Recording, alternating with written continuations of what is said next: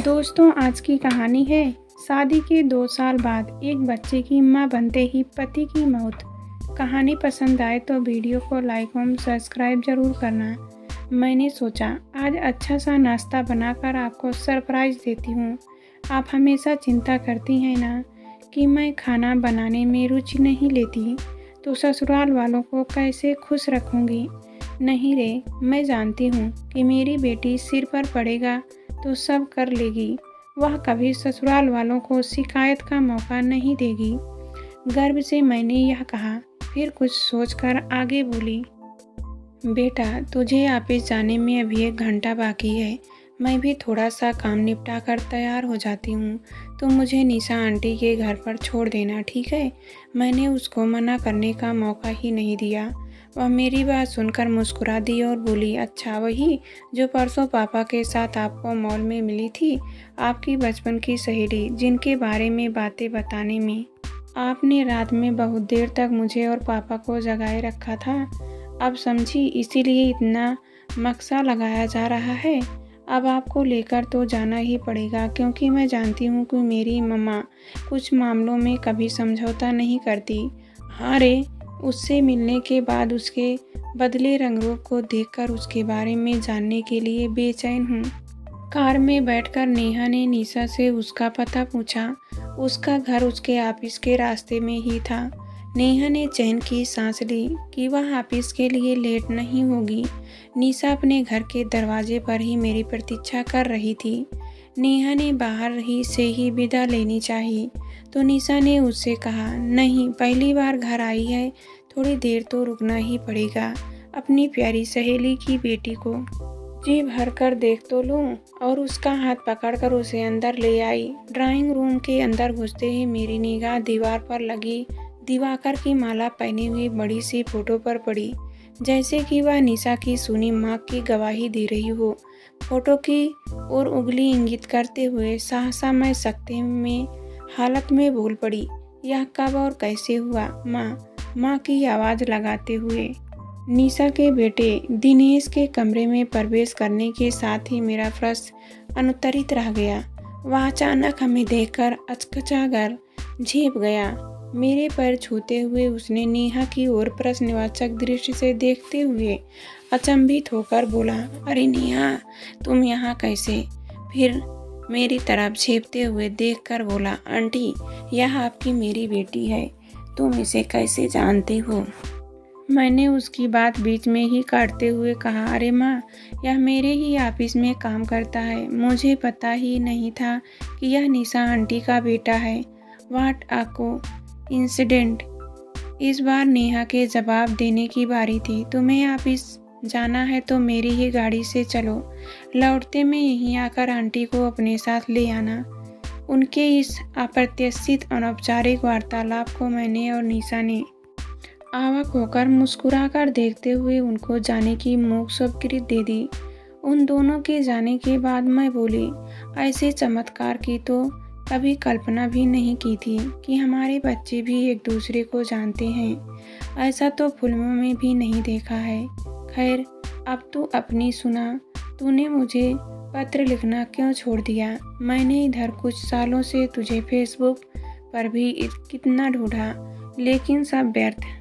वह मेरी उत्तेजना को शांत करते हुए बोली, बैठ तो मैं तुझे सब बताती हूँ। थोड़ी देर के लिए वह कुछ सोच में पड़ गई, जैसे समझ ना पा रही हो कि वह कब कहाँ से बातों का सिलसिला शुरू करे। फिर अपने को थोड़ा संयत करते हुए बोली, जयपुर में ग्रेजुएशन पूरी करने के बाद तू तो दिल्ली चली गई।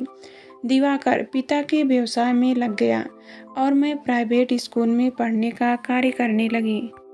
एक दिन अचानक मेरा एक पत्र दिवाकर के पिता के हाथ लग गया। उन्होंने उससे पूछताछ की तो उसने मेरे बारे में उन्हें सब कुछ सच सच बता दिया। उसने यह भी बता दिया कि वह मुझसे विवाह करना चाहता है, लेकिन मुझसे मिलने के बाद उसके माता पिता ने मुझसे विवाह की अनुमति देने से साफ इनकार कर दिया। मेरा साधारण सा घर और साधारण शक्ल सूरत वाली मैं दोनों ही उनके उच्च स्तरीय रहन से मेल नहीं खा रहे थे।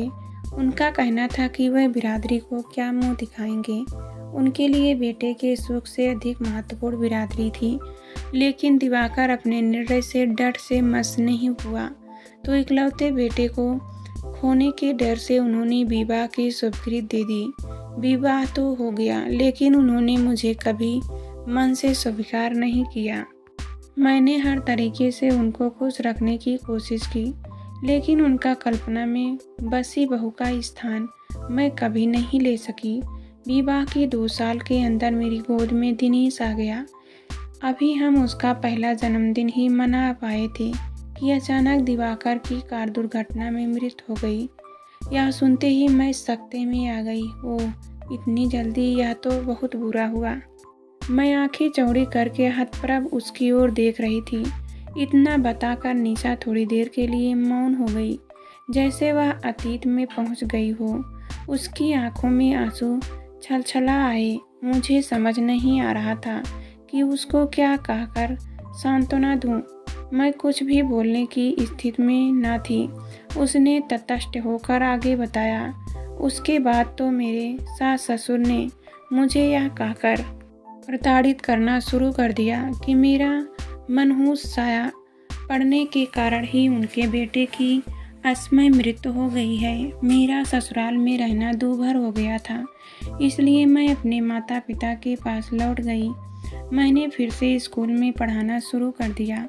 मेरे माता पिता ने इकलौती संतान होने के कारण मुझे कभी किसी चीज़ की कमी नहीं होने दी। दिवाकर की कमी की भरपाई करने के लिए भी उन्होंने मेरा दूसरा विवाह करने की बहुत कोशिश की, लेकिन मैंने उनको अच्छी तरह समझा दिया कि दिवाकर का स्थान मेरे जीवन में कभी कोई नहीं ले सकता। अंत में उनको मेरे इस इरादे से समझौता करना ही पड़ा। मेरे माता पिता मेरे दुख से अंदर ही अंदर घुलकर एक के बाद एक इस संसार से विदा हो गए। उस समय दिनेश की उम्र 14 वर्ष थी। समय बीतता गया और दिनेश की पिलानी से इंजीनियरिंग की पढ़ाई पूरी करने के बाद बेंगलुरु की एक कंपनी में नौकरी लग गई। दिनेश की नौकरी लगने के बाद मैं भी जयपुर छोड़कर उसके साथ रहने के लिए बेंगलुरु चली गई। थोड़ी देर के लिए उसकी बाड़ी पर विराम लग गया था। मैंने कहा, मुझे अफसोस है कि मैंने तुम्हारे घाव हरे कर दिए। नहीं रे, तुझसे अपना दुख बांटकर तो मेरा मन हल्का हो रहा था। अब तू ही बता, इतना कुछ झेलते हुए तुझे मैं कैसे पत्र लिखती। लेकिन यह सच है कि तुझे कभी नहीं भूली। उसने गहरी सांस लेते हुए कहा, तभी तो कुदरत ने हमें दोबारा मिला दिया। मैंने वातावरण को हल्का करने के लिए कहा, थक गई होगी मेरी राम कहानी सुनते सुनते, मैं चाय बना कर लाती हूँ। कहकर वह उठ कर चली गई। चाय पीते पीते मैंने बातों का सिलसिला जारी रखते हुए कहा, लेकिन बेंगलुरु से यहाँ पूना कब और क्यों आई? इसके पीछे भी एक बहुत बड़ा कारण है। इतना बोलने के बाद क्षण भर के लिए वह चुप हो गई। मैं आवाक सोच में पड़ गई कि अब पता नहीं वह और कौन से जीवन के दुखद राज खोलेगी। उसके चेहरे के भाव से यह तो ज्ञात हो ही रहा था कि उसका यह अनुभव भी सुखद नहीं होगा। उसने कहना शुरू किया, दिनेश की अच्छी कंपनी में नौकरी लगने के बाद मैं उसके विवाह के सपने देखने लग गई थी। उसके विवाह के बारे में मैं सोचूं, इसके पहले ही उसने बताया कि वह अपनी एक सहकर्मी को मेरी बहू बनाना चाहता है। मेरा मन खुशी से फूला नहीं समाया कि इससे अच्छा और क्या है कि मेरे बेटे ने स्वयं ही लड़की ढूंढ ली है। एक दिन वह नीरू को ऑफिस से अपने साथ ही मुझसे मिलाने ले गया। वह शक्ल सूरत सी प्यारी थी, पढ़ी लिखी थी और फिर बेटे को पसंद थी। मुझे कुछ सोचने की आवश्यकता ही नहीं लगी। विवाह के बाद धीरे धीरे बहू की तुनक मिजाजी, हर बात में बहस करना, अपनी बात मनवा कर छोड़ना, छोटी छोटी बातों पर रूठकर अपने मायके जाकर बैठ जाना मुझे और दिनेश को अखरने लगा।